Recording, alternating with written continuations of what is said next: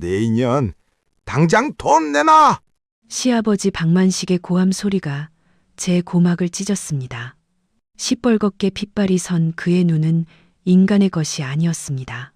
다음 순간 육중한 그의 몸이 제 전 재산인 떡볶이 포장마차를 덮쳤고 굉음과 함께 포장마차는 힘없이 나동그라졌습니다. 지옥의 아기처럼 펄펄 끓던 떡볶이 국물이 허공으로 치솟아 제 얼굴과 팔에 비오듯 쏟아졌습니다. 살갗이 타는 듯한 고통보다 더 저를 아프게 한 것은 등 뒤에서 터져나온 8살 딸 하유리의 자지러지는 비명이었습니다. 세상이 무너지는 소리였습니다. 이것이 바로 제 지옥의 한복판이었습니다. 시작하기 전에 좋아요와 구독 부탁드려요. 감사합니다. 찬바람이 속옷을 뚫고 뼛속까지 파고드는 11월의 늦은 오후였습니다. 곧 해가 질듯 하늘은 무겁게 내려앉은 잿빛이었고 서울 변두리의 낡고 허름한 재래시장은 가난과 체념의 냄새로 가득했죠. 제 이름은 이서연, 나이 38. 3년 전 제 세상의 전부였고 제 삶의 유일한 빛이었던 남편 민준을 빗길 교통사고로 허망하게 떠나보내고 8살 난 딸 하유리를 홀로 키우고 있는 기구한 미망인입니다. 남편이 떠난 후 제 삶은 그야말로 생존을 위한 전쟁터였습니다. 매일 새벽 4시면 일어나 퉁퉁 부은 눈을 비비며 도매시장에서 무거운 떡과 어묵, 채소를 떼어왔습니다. 거북이 등껍질처럼 갈라진 제 손은 38 여인의 것이라고는 믿기지 않을 정도였죠. 그렇게 하루 종일 허리 한번 제대로 펴지 못하고 떡볶이를 팔아 손에 쥐는 돈은 고작 몇만 원. 그 돈으로 하유리 학원비와 월세, 그리고 제 입에 들어가는 풀칠값을 빼고 나면 남는 것이 없었습니다. 하지만 제 삶을 더욱 깊은 지옥으로 몰아넣은 것은 지독한 가난이 아니었습니다. 바로 남편의 아버지, 제게는 시아버지인 박만식이라는 살아있는 악마였습니다. 상습적인 도박 중독자인 박영감은 아들이 죽은 그날부터 제게 기생했습니다. 장례식장에서 조문객들이 낸 부예금 봉투를 통째로 훔쳐 노름판으로 달아난 것을 시작으로 그는 인간이길 포기한 짐승이었습니다. 그는 하루가 멀다 하고 술에 취해 제 포장마차에 나타나 행패를 부리고 돈을 뜯어갔습니다. 네가 우리 아들 잡아먹은 거 아니냐. 애군 낀 환양년. 네, 서방 목숨값이 고작 이 떡볶이 국물이냐. 당장 돈 내놔. 안 그러면 이 포장마차 잿더미로 만들어 버릴 테다. 사람의 입에서는 도저히 나올 수 없는 저주와 폭언을 퍼부으며 그는 제 영혼을 갈기갈기 찢어 놓았습니다. 행여나 어린 하유리가 그 끔찍한 말을 듣고 상처받을세라. 저는 매번 그의 더러운 바짓가랑이를 붙잡고 빌고 또 빌었습니다. 아버님, 제발, 하유리가 보고 있어요. 제발요. 하지만 그에게는 피도 눈물도 일말의 양심도 없었습니다. 오히려 하유리를 볼모 삼아 저를 더 악랄하게 협박했죠. 이 계집애 학교는 보내야 할 것 아니냐. 내 서방 잡아먹은 년이 새끼라도 잘 키워야지. 그리고 오늘 그는 기어이 제 마지막 남은 희망인 포장마차마저 박살내버린 것입니다. 저는 뜨거운 국물에 댄 팔뚝이 화끈거렸지만 아픔을 느낄 겨를도 없었습니다. 그보다 더 아픈 것은 심장을 도려내는 듯한 절망이었습니다.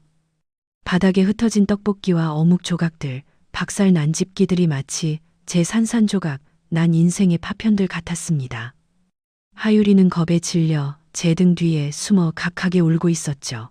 주변 상인들이 혀를 차며 캐세, 저 왼수 영감탱이 하고 수군거렸지만 누구 하나 선뜻 나서주는 사람은 없었습니다.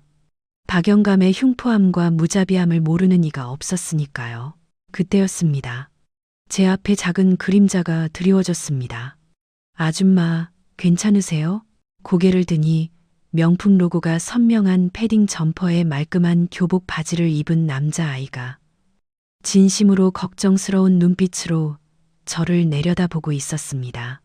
아이의 뒤편으로는 이 누추한 시장 골목과는 도무지 어울리지 않는 번쩍이는 검은색 세단 한 대가 조용히 서 있었고 운전기사로 보이는 남자가 안절부절 못하며 아이를 부르고 있었습니다.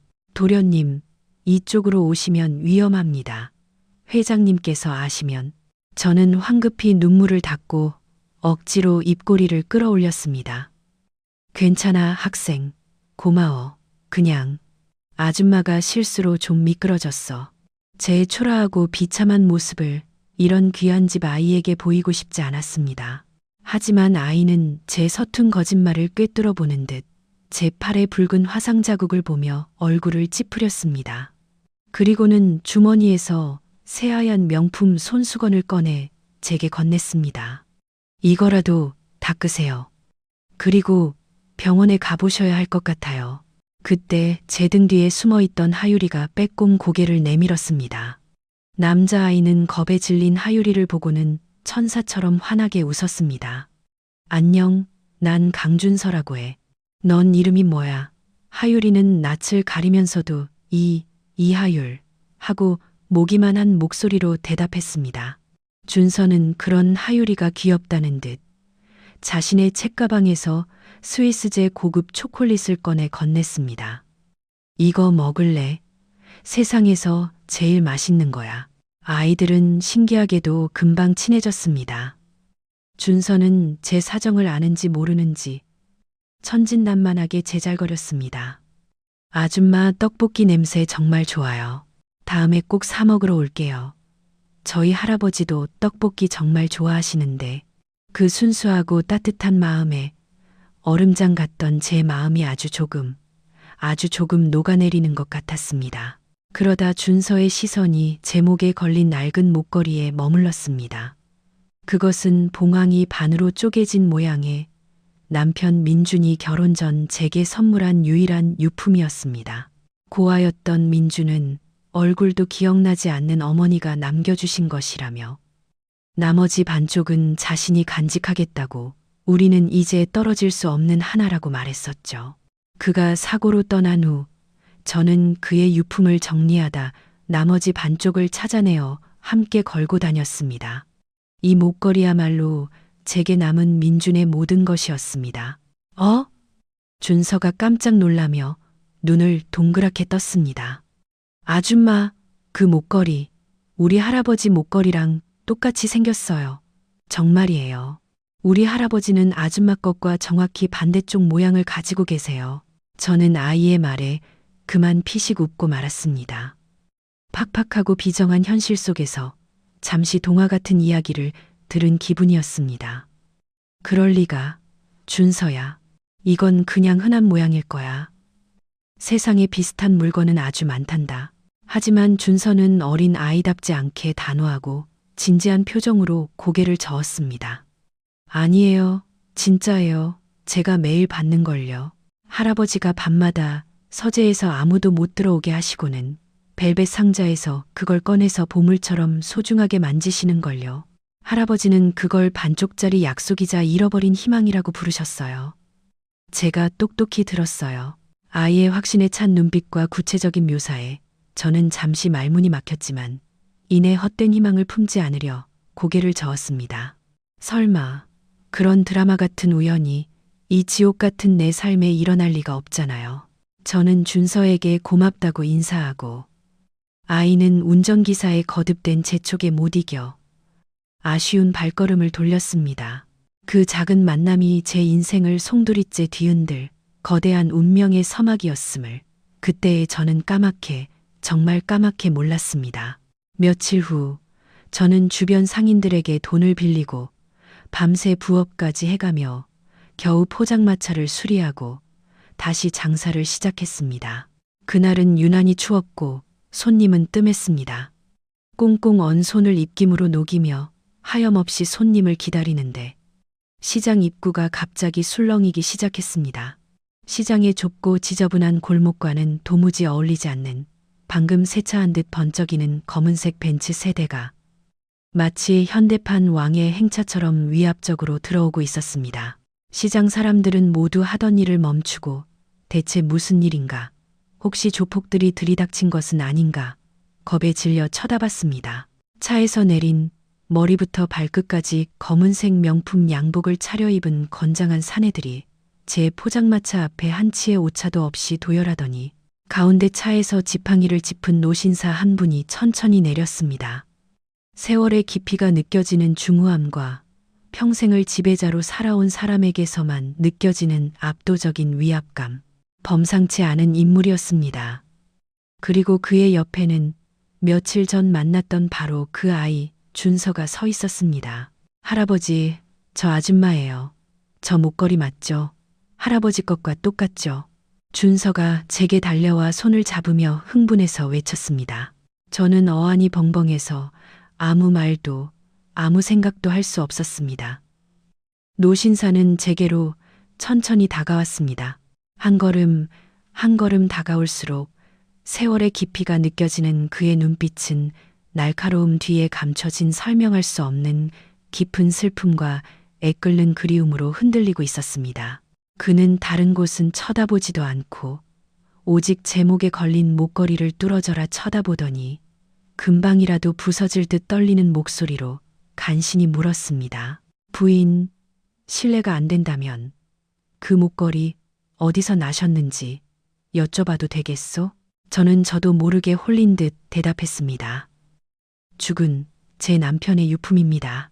그 말을 듣는 순간 노신사의 눈이 믿을 수 없다는 듯 온 세상이 무너지는 듯 크게 흔들렸습니다. 그는 품 안에서 고풍스러운 벨벳 주머니를 꺼내더니 마치 성물을 다루듯 조심스럽게 무언가를 꺼냈습니다. 그것은 제 것과 정확히 반대 모양의 봉황의 나머지 반쪽 목걸이였습니다. 그는 떨리는 손으로 제 목걸이를 향해 자신의 목걸이를 가져갔습니다. 그러자 제 평생을 통틀어 가장 기적 같은 일이 일어났습니다. 찰칵 영혼을 울리는 맑은 소리와 함께 두 개의 반쪽짜리 목걸이는 마치 수십 년간 헤어졌던 연인이 재회하듯 처음부터 하나였던 것처럼 완벽한 원, 금빛 날개를 활짝 편 한 마리의 봉황으로 합쳐졌습니다. 그 순간 평생 남 앞에서 눈물 한 방울 흘리지 않았을 것 같은 노신사의 눈에서 굵은 눈물방울이 댐이 무너지듯 쉴 새 없이 흘러내렸습니다. 찾았어. 정훈아. 내 친구 정훈아. 내가 드디어 내 딸을 찾았네. 흑. 저는 도무지 이 비현실적인 상황을 이해할 수 없었습니다. 어르신, 이게 대체 무슨... 노신사는 제 손을 덥석 잡았습니다. 그의 손은 따뜻했지만 수십 년간 묵혀온 주체할 수 없는 슬픔과 회한, 그리고 안도감으로 격렬하게 떨리고 있었습니다. 내 이름은 강태환, K그룹의 회장이라오. 그리고 나는 그대의 아버지, 구 송정훈 명예회장의 피를 나눈 형제보다 더 가까웠던 평생직이었소. K그룹, 대한민국 사람이라면, 아니 전 세계가 아는 재계를 넘어 정계까지 움직이는 거대 제국. 그리고 송정훈이라는 이름, 제 아버지의 이름이었습니다. 저는 제가 태어나기도 전에 돌아가셨다고, 얼굴 한 번 본 적 없는 분이라고, 병든 어머니가 돌아가시기 전 힘겹게 말씀해 주셨던 이름이었습니다. 어머니마저 제가 초등학교에 들어가기도 전에 돌아가신 후, 저는 세상에 홀로 철저히 혼자 남겨졌다고 믿으며 살아왔습니다. 강태환 회장, 아니 강할아버지는 흐르는 눈물을 닦으며 제게 한 편의 비극적인 드라마 같은 과거사를 털어놓았습니다. 그대의 아버지, 송정훈은 나와 함께 맨주먹으로 K그룹을 일군 신화적인 공동 창업자였소. 우리는 형제보다 더 가까운 사이였지. 그러다 정훈이는 자네 어머니, 이수진 여사를 만나 목숨보다 더한 사랑을 했지만 당시 명망 높은 법조계 집안이었던 자네 외할머니가 정훈이가 고아 출신이라는 이유로 두 사람의 사랑을 결사 반대했다네. 결국 외할머니는 정훈이 몰래 자네 어머니를 다른 남자와 강제로 정략 결혼시키려 했고 그 사실을 안 자네 어머니는 자네를 벤 채로 정훈이가 사랑의 증표로 준 이 봉황 목걸이 반쪽만 들고 모든 것을 버리고 야반도주를 감행했지. 강 할아버지의 목소리는 비통함과 그리움으로 가득했습니다. 정훈이는 그날 이후 사업도 모두 내게 맡기고 반쪽짜리 목걸이 하나만을 든 채 평생을 자네 모녀를 찾아 전국 팔도를, 아니 전 세계를 헤맸다네. 하지만 끝내 찾지 못하고 몇 년 전 지병이 악화되어 내 품에서 내 딸 서연이 꼭 좀 찾아주게라는 유언을 남기고 눈을 감았어. 저는 그 자리에 주저앉고 말았습니다. 믿을 수가 없었습니다. 평생 가난과 불행, 멸시 속에서 벌레처럼 웅크리고 살아온 내가 K그룹 창업자의 단 하나뿐인 딸이었다니 눈물이 쉴 새 없이 흘러내렸습니다. 억울하게 살아온 서러운 세월, 남편을 잃은 슬픔, 시아버지에게 당한 인간 이하의 모멸감, 그리고 단 한 번도 느껴보지 못했던 아버지에 대한 사무치는 그리움이 한꺼번에 터져 나왔습니다. 강 할아버지는 무너져 내린 제 어깨를 감싸 안으며 말을 이었습니다. 정훈이는 자신의 전 재산, K그룹의 지분 절반과 서울 강남의 빌딩 수십 채, 제주도의 리조트까지 그 모든 것을 평생 찾아 헤맨 단 하나뿐인 딸에게 남긴다는 유언장을 공증까지 받아두었다네. 그 딸이 바로 그대, 송서연이었던 게야. 남편 성을 따라 이서연으로 살아왔지만 그대의 진짜 이름은 아버지가 평생을 목 놓아 부르던 그 이름, 송서연일세. 바로 그때 지옥의 목소리가 이 기적 같은 순간을 산산조각 냈습니다. 웬 놈들이야. 여기서 무슨 수작들이야. 술에 잔뜩 취해 비틀거리며 나타난 박만식이었습니다. 그는 저와 강할아버지 그리고 검은 양복의 경호원들을 보더니 탐욕스러운 눈을 번뜩였습니다. 오호라, 인연이 팔자 고쳐보겠다고 웬 늙은 영감을 물었구나. 그래, 돈 좀 있어 배는데 내가 2년 시애비 되는 사람이요. 2년 데려가려면 위자료 단단히 내놓으셔야 할 거요. 2년 몸값 10억은 받아야겠소. 박만식은 사람들의 시선도 아랑곳하지 않고 제 머리채를 거칠게 잡아챘습니다. 이 더러운 년, 좋은 말 할 때 이 영감탱이한테 돈이나 뜯어내. 놀란 하유리가 비명을 지르며 울음을 터뜨렸고 그 순간 강할아버지의 온화하던 얼굴이 지옥의 염라대왕처럼 분노로 일그러졌습니다. 네 이놈, 지금 어느 안전이라고 그 더러운 손을 대는 것이냐. 강할아버지의 불호령이 시장 전체를 울렸습니다. 눈 깜짝할 사이에 그림자처럼 서 있던 경호원들이 달려들어 박만식의 팔을 꺾어 땅바닥에 처박았습니다. 감히 내 친구 정훈이의 고명딸에게, 내 손녀가 될 아이에게 내 놈은 인간이길 포기한 놈이구나. 강할아버지의 눈에서 불꽃이 튀었습니다. 그는 제게 다가와 떨고 있는 저와 하유리를 자신의 넓고 따뜻한 품으로 감싸 안았습니다. 괜찮다, 서연아. 이제 다 괜찮아. 이제 이 할아버지가 네 방패가 되어줄 것이다. 저런 버러지 같은 놈이 다시는 네 그림자도 밟지 못하게 해줄 것이다. 평생 처음 느껴보는 아버지의 것과 같았을 든든한 품이었습니다. 저는 그 품에 안겨 어린아이가 된 것처럼 서럽게, 아주 서럽게 울었습니다. 제 길고 길었던 겨울이 끝나는 순간이었습니다. 그날 이후 제 인생은 그야말로 상전벽해였습니다. 냄새나는 재래시장 바닥의 떡볶이 아줌마 이서연은 죽고 K그룹에 숨겨진 상속녀 송서연으로 다시 태어났습니다. 강할아버지는 저와 하유리를 드라마에서나 보던 성이라고 불러도 좋을 거대한 저택으로 데려갔습니다. 모든 것이 꿈을 꾸는 것 같았습니다.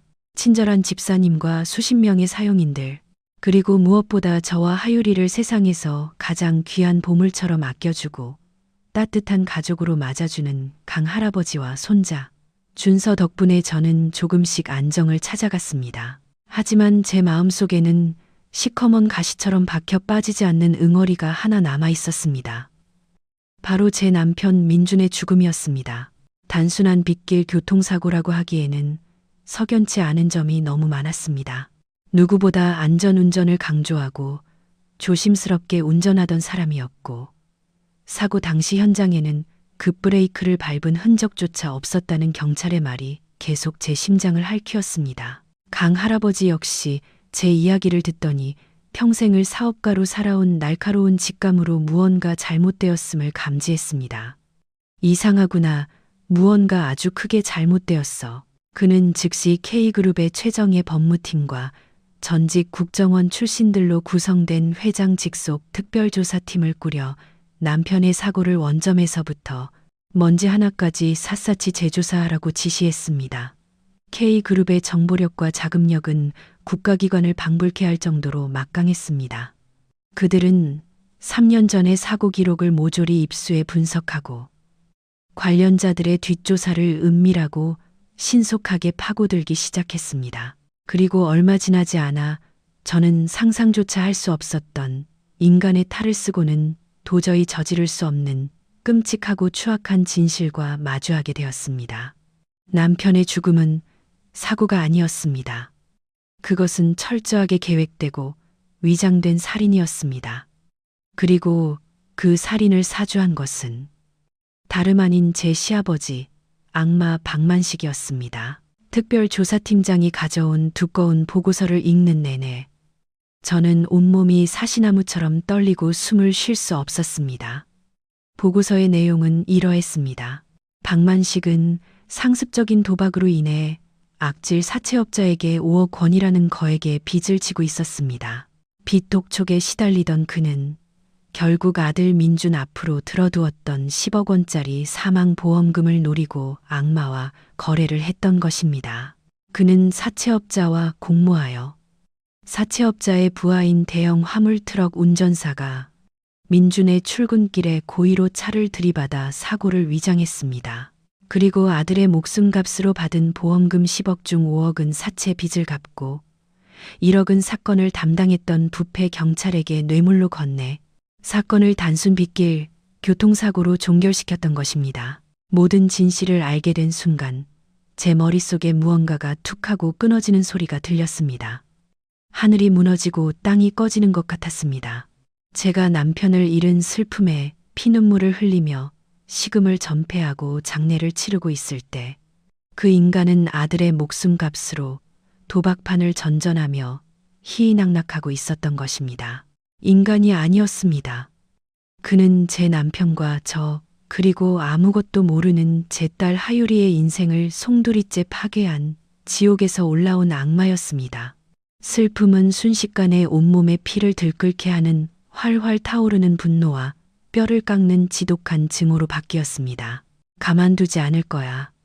박만식, 내 놈을 내 손으로 갈기갈기 찢어 지옥 불구덩이에 쳐넣고 말겠어. 이 이야기를 들으시는 지금 여러분은 어떤 심정이신가요? 자신의 도박 빚을 갚기 위해 아들의 목숨을 파리 목숨처럼 버린 아비의 마음이 과연 인간의 마음일까요? 온몸에 소름이 돋고 분노가 치밀어 오르지 않으신가요? 댓글로 여러분의 생각을 남겨주세요. 지금 여러분의 감정이 어떤지 저는 정말로 궁금합니다. 저는 더 이상 과거에 무력하고 눈물 많던 이서연이 아니었습니다.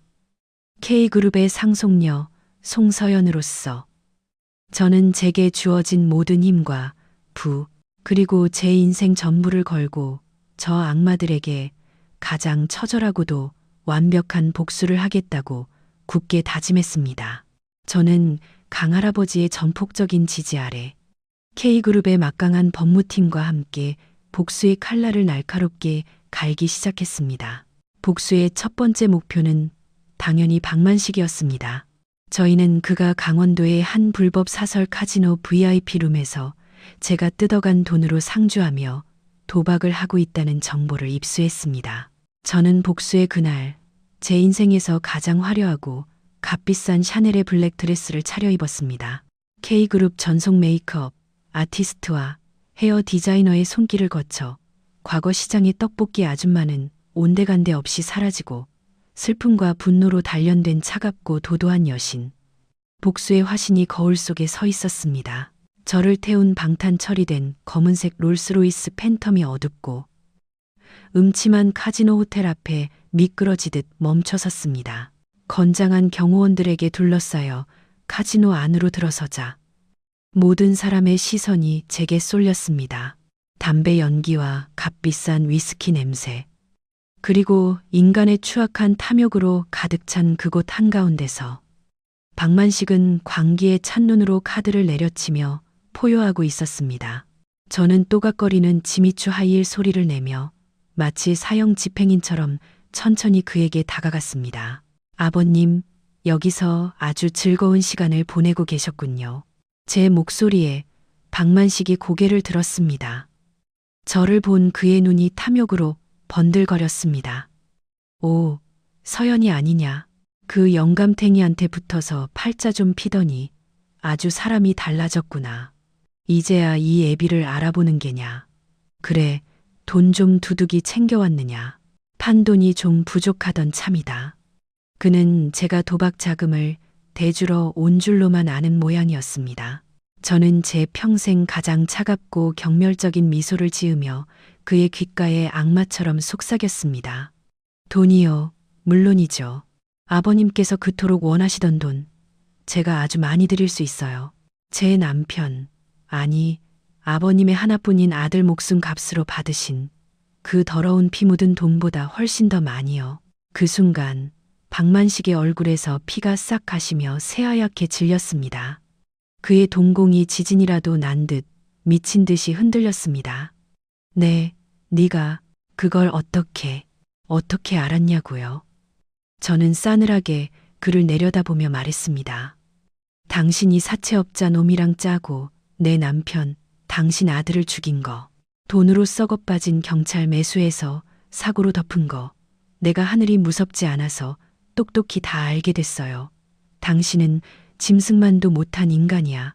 아니, 짐승에게도 미안한 말이지. 당신은 그냥 썩어 문드러진 쓰레기야. 제 말이 끝나기 무섭게 카지노의 모든 문이 활짝 열리며 수십 명의 경찰 특공대원들이 들이닥쳤습니다. 동시에 K그룹의 변호사들이 박만식에게 살인교사 및 증거, 인멸, 범죄 수익 은닉 혐의로 체포영장을 제시했습니다. 박만식은 붙잡힌 채 미친 듯이 발악했습니다. 아니야, 내가 안 그랬어. 인연이 날 모함하는 거야. 서연아, 내가 네 시애비다. 내가 널 어떻게 키웠는데. 저는 그의 눈을 똑똑히 쳐다보며 제 인생을 건 마지막 말을, 저주를 퍼부었습니다. 지옥에 가서 내 남편 민준 씨에게 무릎 꿇고 빌어. 당신은 내 시아버지일 자격도, 인간일 자격도 없어. 당신의 남은 인생은 감옥의 가장 어둡고 차가운 바닥에서 평생토록 후회와 고통 속에 뒹구는 것뿐이야. 같은 시각 민준의 차를 들이받았던 화물 트럭 운전사와 뇌물을 받고 사건을 은폐했던 부패, 경찰 역시 각자의 집과 직장에서 체포되었습니다. 모든 것은 K그룹의 치밀한 계획 아래 한치의 오차도 없이 완벽하게 진행되었습니다.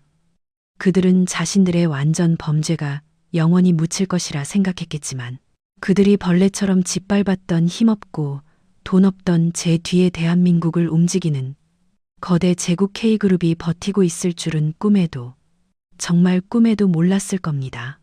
법정 싸움은 길고 지루했지만 저는 단 한순간도 흔들리지 않았습니다. K그룹 법무팀이 제시한 증거는 산처럼 쌓여 완벽했습니다.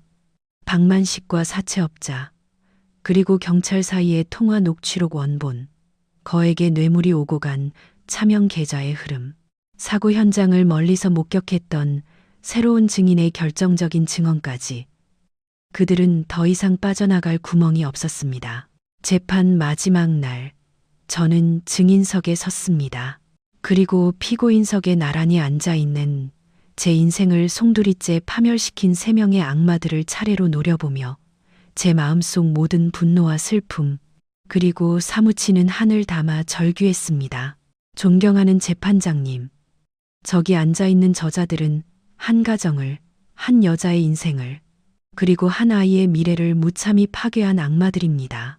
한 사람은 남편을 죽였고, 한 사람은 자신의 아들을 죽였으며, 또 한 사람은 국민의 신뢰를 배신하고 정의를 더러운 돈과 맞바꿨습니다. 부디 이들에게 법이 허용하는 가장 무섭고도 가혹한 형벌을 내려주시어 억울하게 죽어간 제 남편의 원혼을 위로하고 이 땅의 정의가 아직 시퍼렇게 살아있음을 똑똑히 증명해 주십시오. 제 절규의 법정은 물을 끼얹은 듯 숙연해졌습니다. 결국 박만식은 살인 교사죄가 인정되어 사형이 구형되고 최종적으로 무기징역을, 사채업자와 부패 경찰은 각각 징역 30년과 20년이라는 법정 최고형에 가까운 중형을 선고받았습니다. 땅, 땅, 땅. 판사의 의사봉 소리가 울려 퍼지는 순간 저는 참았던 눈물을 터뜨렸습니다. 그것은 슬픔의 눈물이 아니었습니다. 길고 길었던 지옥과의 싸움의 끝을 알리는 안도와 환희의 눈물이었습니다. 저의 끔찍했던 과거와의 완전한 작별을 고하는 정화의 의식이었습니다. 그로부터 1년이라는 시간이 흘렀습니다. 저는 더 이상 과거의 상처에 얽매여 눈물 흘리지 않습니다. 송정훈 명예회장의 유일한 상속녀이자 K그룹의 대주주 송서연으로 저는 완전히 새로운 삶을 살아가고 있습니다. 저는 가장 먼저 아버지의 이름을 딴 송정훈 희망재단을 설립하여 과거의 저와 제 어머니처럼 어렵고 소외된 환경의 아이들이 돈 때문에 꿈을 잃지 않도록 아낌없이 지원하고 있습니다. 그리고 제 삶의 뿌리이자 고통의 시작점이었던 그 허름한 재래시장 근처에 깨끗하고 아늑한 식당을 하나 열었습니다. 식당의 이름은 엄마의 떡볶이입니다. 과거의 저처럼 홀로 아이를 키우며 세상의 편견과 생활고에 맞서 싸우는 미혼모들에게 안정적인 일자리를 제공하고 그들의 아이들에게는 언제든 찾아와 따뜻한 밥 한 끼를 배불리 먹을 수 있는 쉼터가 되어주는 곳입니다. 떡볶이는 한때 제 고단한 생계의 상징이었지만 이제는 누군가에게 따뜻한 희망과 위로를 주는 음식이 되었습니다. 제 사랑하는 딸 하유리는 밝고 건강하게 자라 이제는 명문 사립초등학교에 다니며 영어와 중국어로 외국인 손님들과 대화할 정도로 훌쩍 컸습니다. 준서와는 친남매 이상으로 사이좋게 지내며 서로를 의지하고 있죠. 강할아버지는 두 아이에게 세상에서 가장 인자하고 든든한 할아버지가 되어주셨습니다. 저희는 이제 피를 나누지 않았지만 그보다 더 끈끈한 사랑과 신뢰로 묶인 새로운 형태의 완벽한 가족이 되었습니다. 어느 눈부시게 맑은 가을날, 저는 하유리와 준서, 그리고 강 할아버지와 함께 경기도의 한 아름다운 공원 묘지를 찾았습니다. 잘 가꿔진 잔디밭 위에 따스한 햇살을 받으며 나란히 자리한 두 개의 무덤.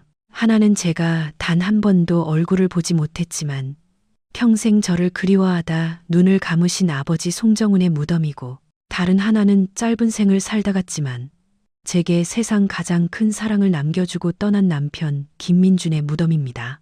저는 두 무덤 앞에 하얀 국화꽃을 한 아름 내려놓으며 조용히, 그러나 그 누구보다 행복한 미소로 속삭였습니다. 아버지, 그리고 여보, 저 서연이에요. 저 이제 정말 괜찮아요. 하유리도 이렇게 예쁘고 씩씩하게 잘 컸어요. 두 분이 하늘에서 저와 하유리를 지켜주셨기에 제가 이 모든 것을 이겨내고 여기까지 올 수 있었어요. 정말, 정말 감사해요. 그리고 영원히 사랑해요. 제 곁에 선 하유리가 제 손을 꼭 잡았습니다. 강 할아버지는 그런 저희 모녀를 따스하고 흐뭇한 미소로 바라보고 계셨습니다. 따스한 가을 햇살이 저희 세 사람을, 아니 하늘에 있는 두 사람까지, 저희 다섯 식구를 부드럽게 감싸 안았고 제 마음은 더할 나위 없는 평화와 감사함으로 가득 찼습니다. 지옥 같던 시간은 마침내 지나고 제 인생에도 눈부시게 따뜻한 봄날이 찾아온 것입니다. 제 이야기가 여러분께 작은 위로와 희망이 되었기를 진심으로 바랍니다. 혹시 지금 과거의 저처럼 깊은 절망과 고통 속에서 힘든 시간을 보내고 계신 분이 있다면 부디 포기하지 마세요. 어둠이 깊을수록 새벽은 더욱 가까이 있는 법이니까요. 제 이야기가 여러분의 마음에 조금이라도 울림을 주었다면 좋아요와 구독, 그리고 여러분의 삶을 응원하는 따뜻한 댓글 하나 부탁드립니다. 긴 이야기 들어주셔서 정말 감사합니다.